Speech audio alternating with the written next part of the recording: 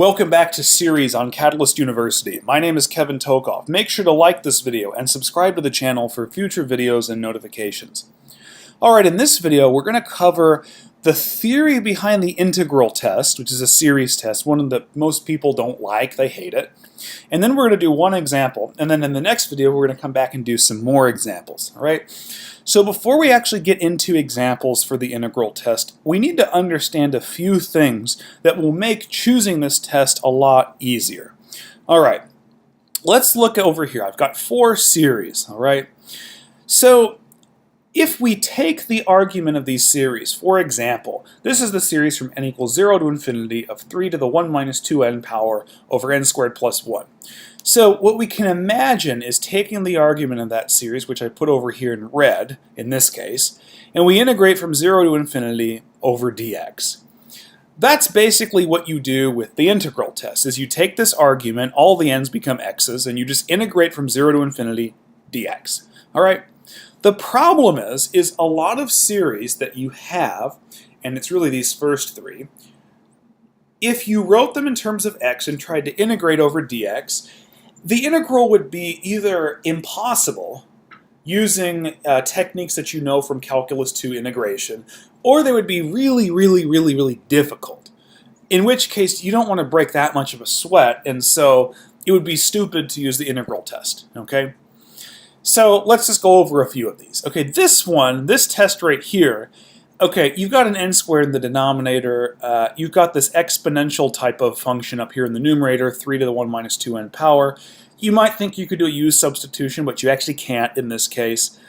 I don't know how to integrate this. I really don't. I'd have to think about it for a while. So it turns out that there's another test you would use instead of the integral test. So because this integral looks really nasty, you're not going to use the integral test. This actually would be saved for a ratio test, as would most of these. Ratio test is a very useful test we'll use later on. Here's a series, n equals 0 to infinity, so we've got 2n factorial over 5n plus 1. If you have a factorial, you never use an integral test. In fact, you can't integrate a factorial. You're never going to see that in calculus. That's because factorials are only defined for integers, whereas generally when you're integrating, it's a continuous function. A factorial function, if you want to call it that, can only take on discrete values, only 0, 1, 2, 3, 4, not numbers in between. So you never integrate factorials, so again, for the second one, no integral test. In fact, when you've got factorials, you end up using the ratio test again. Alright? Here's another one. We've got the series from n equals 0 to infinity of n to the n power. Now that one should obviously diverge, but if you wanted to show that it diverged, you would write it as integral from 0 to infinity x to the x dx, but you can't integrate this. This is a function that you actually cannot integrate because, first of all, there's no technique that you actually know from calculus to integrate, but there's other problems with this exact function, x to the x. Again, you can't integrate this. So if you see something like this, and this is all it is, you probably would end up using the ratio test. So that boils down to what the heck do we use the integral test for? Well, here's a series from n equals 0 to infinity of 1 over 2n plus 7 all raised to the third power. All right? Now, if I put the n's in terms of x's and integrate it from 0 to infinity, dx over 2x plus 7 to the third power, this integral looks like something I could have seen in Calculus 2 integration. It looks really similar. I haven't seen any of these other things in integration in calculus. Those don't look like integrals I've seen. So really and truly, if you don't have factorials, and it's not super complicated looking, and it does look like something you've seen before in an integral, then it's probably something that you could use the integral test for. Okay? So in fact, this one right here, this series, I would use the integral test to solve. Okay, so the key is with the integral test, you need to be selective. Okay, these first three, if I'm just looking at these, I'm going to just automatically default to ratio test, especially for this middle one because it has a factorial. Okay, now when do you use the integral test? When you've got something that looks easy to integrate. But then what do? All right, so what you're going to do is the argument of the series. So for example, 1 over 2n plus 7 cubed. All right, you're going to write that as a sub n. We'll look at that on the next slide. And that function of n must be a positive function, which we can show, and it also must be a decreasing function, which we can also show. And as long as these two things are satisfied, we can integrate it. Okay, so the integral test is kind of the most pain in the butt test to do. It's got a lot of stuff to do. It's kind of the one you don't want to see on a calculus test. But let's go ahead and go through an example here, and then we'll do another one in the next video. All right, here's my series for this example. N equals 0 to infinity of 2 over 3 plus 5n. All right, that's my series. What I'm going to do is I'm going to say at a sub n, this is just series notation. I'm going to look at this, 2 over 3 plus 5n, and I'm going to ask myself, is a sub n a positive function, and is it decreasing? All right. So first of all, how do I show it's positive? Well, you just plug in a positive number for n, just plug in n's, really n's that are in this series, right? You can plug in 0, 1, 2, basically anything. And as long as this comes out positive, it's a positive function. So let's just pick 0. You get 2 over 3. That's positive. Pick a 1. That'd be 2 over what? 2 over 8? So 1/4? Yeah, it's positive. So showing it's a positive function is pretty easy. If you want to show it's a decreasing function, generally what you should do is plug in a few numbers and just see if the answer is decreasing. Well, when I plug in a 0, this was 2/3. If I plug in a 1, it goes down to 1/4. Let's plug in a 2. That would be 2 over 13. So yeah, the function's decreasing. All right. Now, in some rare cases, which you can come across, the function for a short while can actually be increasing, but then it starts decreasing for the rest of the way. As long as it's not increasing for the whole time, as long as it starts to decrease and then keeps decreasing, that's fine. This one's decreasing for the whole way. You just plug in 0, 1, 2, 3, and so on and so forth. You only have to show maybe a couple. But as long as you can show it's a decreasing function, then you're good. Okay? So it's positive, it's decreasing. We can use the integral test.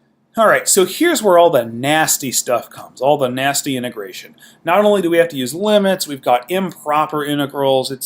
Sometimes we have to use L'Hopital's rule. It's kind of a pain. You just go through it and you just get through it. All right?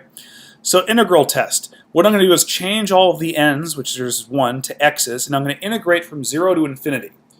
Basically, the bounds of your integration are just the bounds of your series, okay, times dx. So 2 over 3 plus 5x dx. Now, again, because we're integrating to infinity, we have to put it in terms of a limit. So we're going to have t be where infinity goes. So limit as t goes to infinity from 0 to t of 2 over 3 plus 5x dx. All right. Now, when we actually do this integral, so evaluating it, we're basically going to get the limit as t goes to infinity of 2 times the natural log of 3 plus 5x over 5.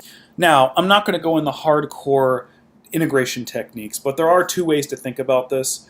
You can do a u substitution where u is equal to 3 plus 5x, in which case when you do a proper u substitution, you'll get this. Or you can just recognize that we've got a power of x to the first in the denominator, so the integral is going to be a natural log, and then I just have to remember to divide by the coefficient of the x. That's where this 5 in the denominator comes from. You can integrate it any way you want. If you want more review with integration, go back and look at those. But we have, in any case, the limit as t goes to infinity of 2/5 ln of 3 plus 5x, and we're evaluating from 0 to t. All right? So, again, have that down here. So I'm going to just pull the 2/5 out in front to make this easy. And then I'm going to have, by fundamental theorem of calculus, the limit as t goes to infinity of ln of 3 plus 5t, okay, minus the lower limit. Now I can just plug in 0 for the lower limit. All right, so I would have 5 times 0, which is 0 plus 3. This would be minus an ln of 3. Okay, the ln of 3 is some number. I'm just going to put minus c here right now. C is just some number. There's a reason I'm doing this. Because I see that if I plug in infinity in here for t, 3 plus 5 times infinity is just infinity. Natural log of infinity, this whole thing is just going to blow up. Natural log is an increasing function, so if I plug in infinity, this is just going to be infinity. So, because this integral goes to infinity, the series original series that it came from also goes to infinity. In other words, what I'm saying is, because this integral diverges, because of these two conditions, the series also diverges. So the general rule of thumb with the integral test is after you do this nasty improper integral, whatever the result is of the integral is the result of the series. So if the integral diverges, the series diverges. If the integral converges to some value, then the series converges to some value. Now, one very important point here, which I keep reiterating on all these tests, is that let's suppose we did this integral, maybe it was a different series, we do the integral, and it comes out to, let's say, 4, just a number 4. That does not mean this series equals 4, okay? All this tells you is that because it came out to 4, the integral converges, so the series converges. The series does not converge necessarily to the number that the integral converged to, because obviously with an integral we can in some cases get an actual number. But that does not mean the series converges to that number. This test only tells you whether or not the series converges or diverges. And in this case, because the integral diverges, the series also diverges. So the integral does the same thing that the series does. All right? So hopefully this makes a little bit of sense. So you kind of have to go through a few pains here. You got to be able to show that a sub n is positive and decreasing, and after that you actually have to do this integral, which is really the bulk of the work, and it's kind of a pain. You got to remember your limits here and your integration to t and all that stuff. All right? So hopefully this made sense. Please make sure to like this video and subscribe to the channel. And in the next video, we're going to do a second example of the integral test. Please make sure to like this video and subscribe. Thank you.